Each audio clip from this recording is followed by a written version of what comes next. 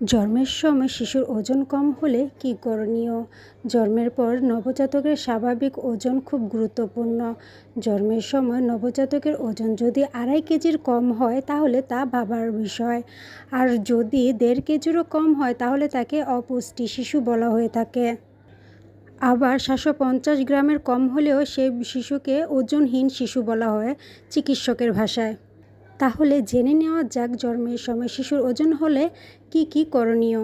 1. ওজন কম হলে যত দ্রুত মায়ের বুকের দুধ পান করানো যায় ততই ভালো।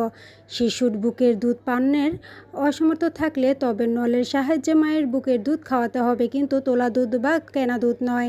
এতে ক্ষতির আশঙ্কা আরও বেড়ে যাবে। স্বাভাবিক ওজনের নবজাতকের মতো সময়সূচি মেনে তার টিকাদান চলবে। ওজন কম বলে প্রিম্যাচিউর বলে দেরিতে শুরু করার নিয়ম নেই।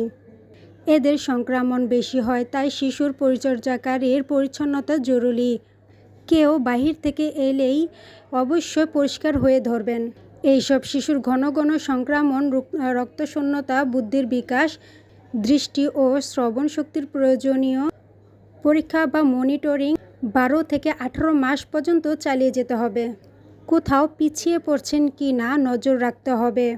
যথাযথ পুষ্টি ও যত্ন পেলে অন্য সব নবজাতকের মতো এরাও দ্রুত বেড়ে উঠবে।